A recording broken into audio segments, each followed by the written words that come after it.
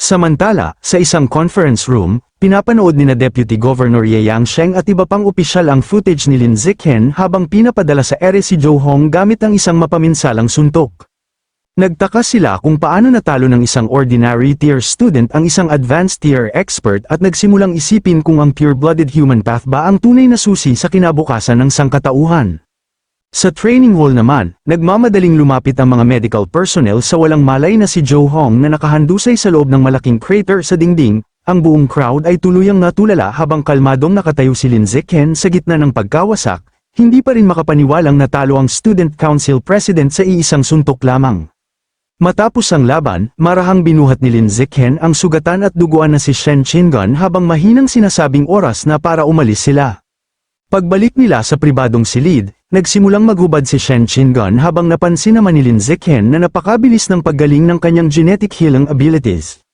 Sa loob lamang ng wala pang kalahating oras, tuluyang nagsara ang kanyang malulubhang sugat at muling naging makinis ang kanyang balat na walang kahit isang peklat. Pagkatapos ay sumunod si Lin sa bathtub at maingat na tinulungan siyang linisin ang natitirang dugo sa kanyang katawan. Habang nagpapahinga sila, pinuri ni Shen Qingan ang kahangahangang ipinakita ni Lin sa entablado at inalala kung paano nito tinakat ang buong crowd nang paliparin nito si Zhou Hong. Ibinalik naman ni Lin Zichen ang papuri at pinaalalahanang siya rin ay madaling natalo ang deputy head ng student council. Dahil dito, pabirong tinanong ni Shen Qingan kung maituturing na ba silang peerless duo ng universidad, ngumiti si Lin Zichen at masiglang sumang-ayon. Kalaunan, bumalik ang magkasintahan sa magulong Heavenly Human Pavilion kung saan agad silang sinalubong ni na Director Liu Chunwu at Yu Yan. Matagal silang kinulit ng dalawang researchers tungkol sa detalye ng laban nila kay Zhou Hong. Pagkatapos makapagpahinga, muling ibinaling ng grupo ang kanilang atensyon sa research work at sinimulang ibuod ang kanilang mga natuklasan sa nakalipas na 6 na buwan, habang nag-uusap sila tungkol sa mga bagong teorya. Napagpasyahan nilang maaaring kailangan ng malakas na impact gamit ang spiritual power upang mabuksan ang acupoints ng katawan. Sabik na subukan ng hypothesis na ito, bumalik sina Lin Zichen at Shen Qingan sa kanilang living room at nagpalit ng komportableng damit. Umupo silang naka-cross-legged sa sahig at nagsimulang magnilay habang aktibong sinusubukang gamitin ang spiritual energy upang puwersahang mabuksan ang kanilang mga acupoints. Habang nagme-meditate, biglang napasinghap si Shen Qingan sa pagkagulat. Mabilis namang nagtanong si Lin Zichen kung ano ang nangyari, at excited na ipinaliwanag ni Shen Qingan na naramdaman niyang nanginig at lumuwag ang kanyang acupoint. Namangha si Lin sa kanyang biglaang progreso at agad na tinanong kung paano niya yun nagawa. Ibinunyag ni Shen Qingan na aksidente lamang niyang natuklasan ang tamang paraan upang mapaluwag ang bodily seals, sinundan ni Lin ang kanyang paraan at muli silang nag-meditate. Gamit ang bagong diskubreng teknik, marahang tinatamaan ang acupoint gamit ang spiritual power ng 9 na sunod-sunod na beses bago sinasabayan ng isang malakas na pagsabog ng blood qi. Habang pinagpapawisan dahil sa matinding konsentrasyon, ngumiti si Lin Zichen habang nakatingin sa kanyang kamay at naramdamang lumuwag na rin sa wakas ang sarili niyang acupoint, napagtanto niyang oras na lamang ang kailangan upang tuluyan niya itong mabuksan. Samantala, sa loob ng isang high-tech military facility na puno ng containment tubes, nagtipon-tipon ng isang elite team ng 5 batang experts upang pag-usapan ang kanilang mission rewards. Ipinagmayabang ng isang maskuladong lalaki na may dalang dambuhalang espada na nakakuha siya ng 150 contribution points matapos manghuli ng 3 Thundercloud Beasts. Samantala, pinuri naman ng isa pang miyembro dahil maswerte nitong napatay ang isang napakalakas na half-step rare level centipede. Nang tanungin ng leader ng grupo kung nasaan si Luo Chengshu, walang pakialam na sinabi ng isang babaeng miyembro na huwag na nila itong alalahanin. Iginiit niyang alien mutant si Luo Chengshu at hindi isang tunay na taga-Earth kaya hindi sila dapat makisalamuha rito. Mariin namang sumang-ayon ang lalaking nakasuot ng asol at sinabing hindi dapat pagkatiwalaan ang mga hindi taga-Earth at mas mabuting lumayo sila sa babaeng may puting buhok. Ngunit biglang naputol ang kanilang usapan sa pagdating ng Deputy Governor. Ang pagdating ni Ye Yongsheng ay agad nagpatayo ng tuwid sa elite team habang magalang silang bumati sa kanya.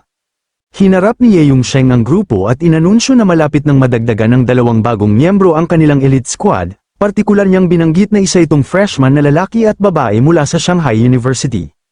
Lubos na naguluhan ng elite prodigies sa balitang yun, hindi sila makapaniwalang posibleng maging kwalipikado ang mga 18 taong gulang na university freshmen para mapasama sa kanilang hanay. Ipinaalala pa nila na ang mga henyong nare-recruit sa kanilang koponan ay kadalasang nadidiskubre bago pa umabot ng 10 taong gulang kaya iniisip nilang baka sobrang late bloomers lamang ang 2 bagong miyembro. Samantala, sa loob ng isang madilim at malawak na kuweba na nabuo mula sa dambuhalang magkakabuhol na baging, nag-uulat ang isang tauhan sa kanyang lider. Namamangha itong ikinwento kung paano nagawang talunin ni Lin Zichen ang Student Council President gamit lamang ang isang suntok, patunay ng kanyang nakakatakot na lakas sa murang edad. Nagtanong ang masked subordinate sa Great Elder ng Plant God Cult kung ano ang susunod nilang hakbang at kung dapat na ba silang kumilos lalo na't ipinagmamalaki ni Lin Zichen na mayroon itong makapangyarihang backer. Walang pakialam namang ibinasura ng Great Elder ang alalahanang iyon at sinabing ang pangunahing misyon nila ngayon ay ang maglipat ng high-level origin land creatures sa pamamagitan ng kanilang tunnel. Dahil dito, nagpasya muna siyang ipagpaliban ng usapin tungkol kay Lin Zichen, habang nagsasalita siya, isang napakalaking maitim na halimaw na may sungay ang lumabas mula sa anino sa harapan niya. Sa kabilang dako, daan-daang kumikinang na pulang mata ang sumisilip mula sa kadiliman ng mga nagkakabuhol na baging. Pagkatapos ay ibinunyag ng Great Elder ang kanilang engranding plano, maghihintay sila ng 3 buwan upang makapag-ipon ng sapat na hukbo ng mga high-level creatures at sakupin ang Shanghai City upang magtatag ng permanenteng origin land stronghold. Habang pinalulutang sa ere ang halimaw gamit ang rumaragasang kulay ubing enerhiya, idinagdag pa ng Great Elder na kapag matatag na ang kanilang pananakop, sa kanila ipapadala ang isang tao upang hulihin si Lin Zichen. Samantala, bumalik naman sa universidad si Lin Zichen at kumpiyansang naglakad papasok sa isang maliwanag na meeting room. Nakatayo roon sa dalawang hanay ang mga miyembro ng Student Council habang magalang siyang binabati bilang kanilang bagong presidente. Pagkaupo niya sa pinakadulong upuan ng mahabang conference table, diretsahan niyang sinabi sa mga miyembro na iisa lamang ang patakarang nais niyang itatag. Mahigpit niyang ipinag-utos na mula ngayon ay bawal na nilang bulihin, pagsamantalahan, o apihin ang mga bagong estudyante gaya ng ginagawa nila noon. Matapos sabihin ang kanyang tanging kondisyon, agad niyang ipinasa ang lahat ng responsibilidad sa iba at inutusan ang council na sa vice president na lamang dalhin ang mga susunod na problema sa halip na gambalain siya. Tumango naman ang babaeng cyborg na miyembro ng council. Nang maisaayos na niya ang kanyang kondisyon, bigla na lamang tinapos ni Lin Zichen ang meeting at tumayo mula sa mesa. Habang naglalakad palabas ng silid, naisip niya na ang tunay niyang dahilan sa pagkuha ng posisyon bilang president ay upang makuha ang dagdag na school credits, na pagdesisyonan niyang ipaubaya na lamang sa mga kasalukuyang miyembro ang nakakainis na araw-araw na management tasks dahil sigurado siyang ayaw rin ng mga seniors na inuutusan sila ng isang freshman.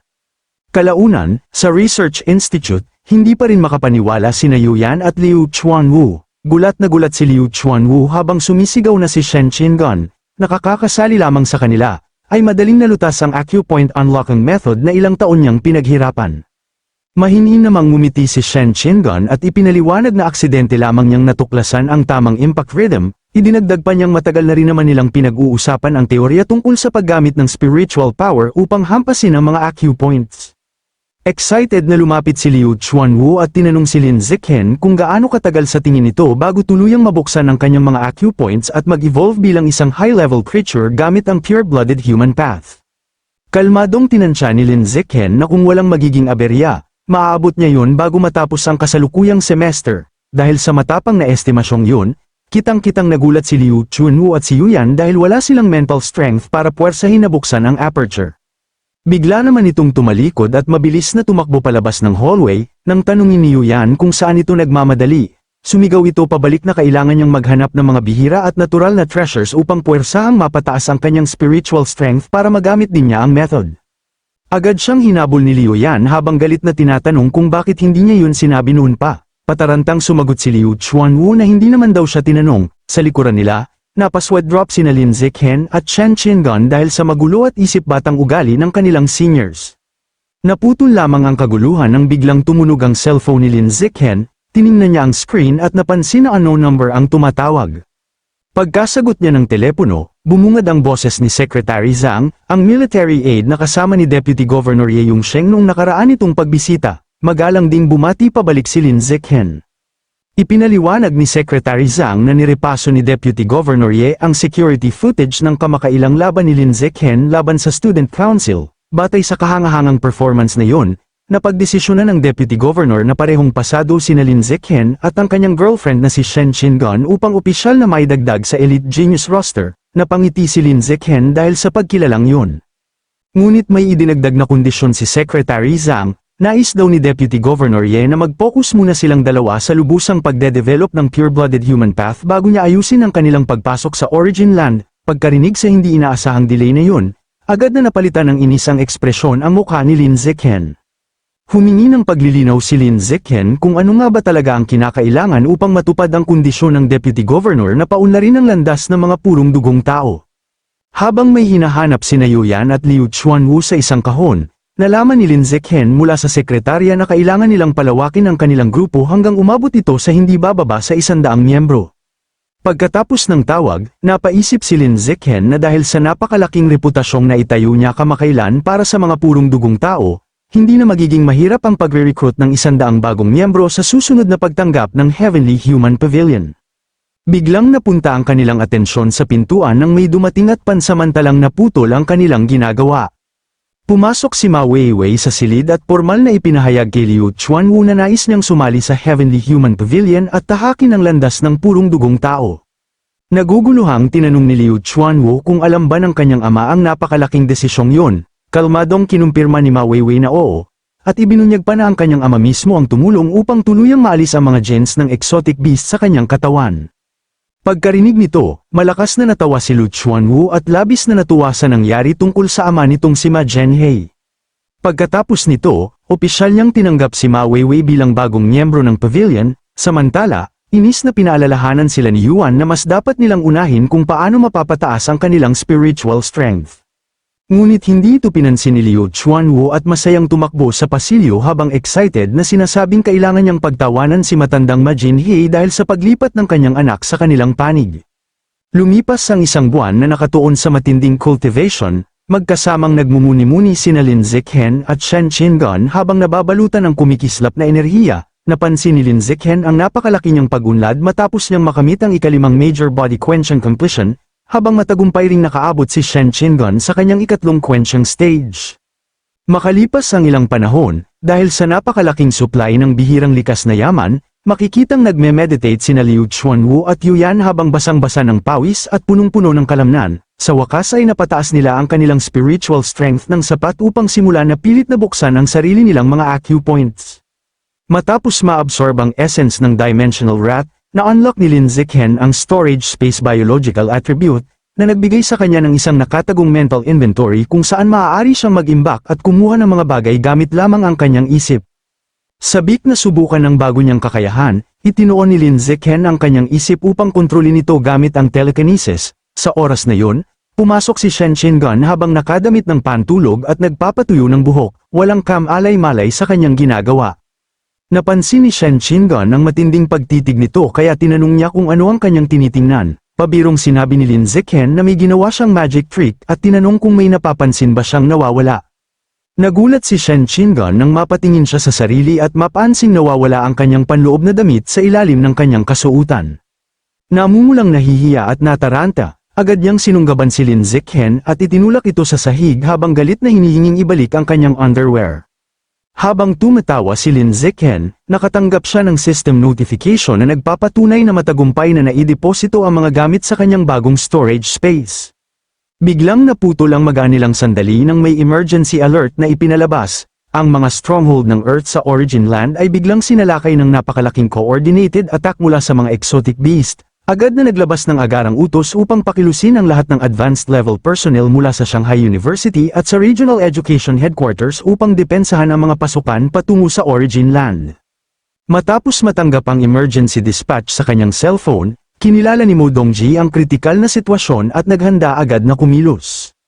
Samantala, sa loob ng napakalaking istruktura ng puno sa Origin Land, nagulat ang higanteng berdeng halimaw sa kanyang pinuno. Binalaan nito ang masked cult leader na ang kamakailang promosyon ni Lin Zichen sa landas ng purong dugong tao sa Earth ay mabilis na lumalakas at maaaring makahadlang sa kanilang mga plano. Ngunit walang pag-aalinlangang binaliwala ng masked cult leader ang kanyang pag-aalala. Kumpiyansa niyang sinabi na ang landas ng purong dugong tao ay nangangailangan ng napakataas na likas na talento sa katawan kaya hindi ito madaling kakalat sa pangkaraniwang tao. Pagkatapos nito, ipinaliwanag niya ang kanyang counter strategy. Ipinagpatuloy ng culto ang kanilang pananaliksik upang lalo pang mapababa ang kinakailangang antas para sa genetic fusion, nang sa gayon ay mas piliin pa rin ng karamihan sa mga tao sa Earth ang mas madaling fusion path kaysa sa landas ng purong dugong tao. Pagkatapos nito, ibinaling ng higanteng berdeng halimaw ang usapan sa kanilang kasalukuyang operasyong militar. Iniulat nito na natapos na ng Great Elder na nakaistasyon sa Earth ang kanyang mga paghahanda at handa nang magsimula ng isang malawakang pagsalakay sa Shanghai City anumang oras. Pagkarinig nito, agad na nagbigay ng utos ang masked cult leader. Inatasan niya ang halimaw na pakilusin kaagad ang mga Beast Horde upang magsagawa ng all-out assault sa mga outpost ng Earth sa loob ng Origin Land. Ipinaliwanag niya na isa itong planadong diversion upang mailayo ang lahat ng malalakas na tagapagtanggol ng Earth papunta sa Origin Land at makalikha ng perpektong pagkakataon para sa Great Elder na sakupin ang Shanghai City nang walang hadlang. Magalang na tinanggap ng halimaw ang utos. Bilang tugon sa biglaang krisis, inanunsyo ng administrasyon ng Shanghai University ang walang takdang suspensyon ng lahat ng klase sa harap ng mga estudyante. Kasunod ng emergency mobilization orders, sumakay ang lahat ng high-level teaching staff sa mga military transport helicopter at nagtungo sa iba't ibang pasukan ng Origin Land upang magbigay ng reinforcement. Habang kumakalat ang takot at mga chismis sa buong campus, naglalakad sina Lin Zichen at Shen Chenghan sa gitna ng mga tao, dahil alam nila ang katotohanan tungkol sa napakalaking pagsalakay ng mga beast. Napagtanto nilang ang pinakamainam nilang magagawa ay palakasin agad ang kanilang mga sarili upang maprotektahan ang isa't isa. Pagbalik nila sa kanilang tirahan, agad silang naupo at pumasok sa malalim na meditation, pilit na nilalampasan ang kanilang mga limitasyon sa desperadong pagtatangkang lumakas bago tuluyang dumating ang sakuna. Sa matinding konsentrasyon at pagsabog ng spiritual power, matagumpay na nabuksan ni Lin Zichen ang isa sa kanyang acupoints at nakamit ang isang malaking breakthrough. Ilang sandali pa, masayang sinabi ni Shen Qingan na matagumpay din niyang nabasag ang kanyang bodily seals. Dahil sa kanilang sabayang pagsisikap, opisyal na nag-evolve sina Lin Zichen at Shen Chenghan bilang advanced level beings, na umabot sa advanced tier 4 at advanced tier 1 ayon sa pagkakasunod. Sa isang pagpupulong kasama si Liu Chuanwu, sinabi ng direktor na ang kanilang bagong advanced status ay nangangahulugang mayroon na silang sapat na blood chi upang gisingin ang natutulog na Pavilion Master. Gayunpaman, nagpahayag siya ng pag-aalala dahil ang mga top-tier experts na balak sana niyang gawing escorts ay na-deploy na lahat sa Origin Land. Sa kabila ng kakulangan sa proteksyon, nagpasya si Lin Zichen na magtungo agad sila sa sinaunang guho. Naniniwala siyang masyadong matagal kung hihintayin pa nilang bumalik ang mga eksperto at kumpiyansa siya na magagamit niya ang kanyang danger perception ability upang makatakas kung sakaling may mangyaring masama. Samantala, sa Origin Land, isang napakalaking elephant beast na may maraming pangil ang nanguna sa isang dambuhalang hukbo ng mga halimaw sa gitna ng nagyayelong kapatagan habang malakas itong umuungal bilang hudyat ng pagsalakay. Walang awang tinapakan ng higanteng elephant beast ang mga depensibong linya ng tao at madaling dinurog ang mga sundalo sa ilalim ng dambuhala nitong mga paa. Biglang bumagsak mula sa kalangitan ang isang napakalaking kumikislap na asul na kamay na gawa sa purong enerhiya at hamarang sa dambuhalang halimaw. Nagpakawala ang energy hand ng isang malupit at eksaktong atake na marahas na nagputol sa trunk ng elephant beast at nagpatamba rito. Ang mapaminsalang pag-ataking yun ay ginawa ni Him Uji, ang City Lord ng City No. 36, habang nagpapakita ng maningning na gintong avatar at napapalibutan ng maraming kumikislap na kamay, sunod-sunod siyang nagpaula ng eksplosibong energy strikes laban sa hukbo ng kalaban. Nang makita ng mga tao ang pagbagsak ng Elephant King sa ilalim ng napakalakas na kapangyarihan ng City Lord, nagsama-sama ang mga depensang tao, na binubuo ng heavily armored mechs at genetically fused warriors, at sabay-sabay na sumugod laban sa Beast Horde. Isang mabangis at magulong labanan ang sumiklab sa nagyayelong battlefield habang marahas na nagbabanggaan ang mga tao at mga lumilipad na halimaw sa gitna ng mapanirang tornado at naglalagablab na pagsabog. Makalipas ang ilang panahon, sa loob ng isang abalang military tri-age facility na puno ng sugatang sundalo, naglalakad si Mo Dongji kasama si City Lord Himuji. Tinanong niya ito tungkol sa kalagayan ng main city at kung kumusta na ang kanyang senior disciple na si Luo Kensui. Diretsahang sumagot ang City Lord na wala pa ring pagbabago sa sitwasyon ni Luo Kenshu, na natili itong nakahiwalay at hindi gusto ng kanyang mga kasamahan. Ipinaliwanag pa ng City Lord na 2 araw nang umalis ang Elite Mutant Squad ni Luo Kenshu matapos sumama sa Deputy City Lord ng Main City sa isang raid patungo sa isang mapanganib at baluktot na lambak. Pinayuhan niya si Mo Dongji na walang saysay ang pagpunta sa Main City upang makita ang kanyang disciple dahil hindi ito kasalukuyang maabot. Pagdating nila sa kailaliman ng subterranean ancient ruins, pinangunahan ni Lu Chuanwu sina Lin Zichen, Shen Qingan, at Yuyan patungo sa isang napakalaking bronze coffin na puno ng masalimuot na ukit at nababalot ng dambuhalang mga ugat. ipinahayag niya na yun ang himlayan ng natutulog na Pavilion Master. Ipinikit ni Lin Zichen ang kanyang mga mata at sinubukang siyasatin ang kabaong gamit ang kanyang spiritual power, ngunit natuklasan niyang ganap na nahaharang ng sinaunang artifact ang kanyang senses kaya wala siyang maramdamang presensya sa loob nito. Biglang may isang misteryosong telepathic voice na nagmula sa kabaong at direktang nagsalita sa isip ni Lin Zichen, tamang-tama nitong sinuri ang kanyang stats, binanggit ang kanyang murang edad, ang kanyang advanced tier 4 na status, at ang perpektong synchronization ng kanyang physical at spiritual strength, na mangha ang boses na nakamit niya ang ganoong kataas na cultivation sa isang mundong halos walang resources. Nagulat sa biglaang pagpasok ng boses sa kanyang isipan, agad na pumwesto si Lin Zichen sa depensibong tindig habang napagtatanto niyang gising ang babaeng nasa loob ng kabaong at sapat ang kanyang lakas upang makipag-usap sa kanya. Pagkatapos nito, pinuri siya ng babae bilang isang tunay na pambihirang henyo.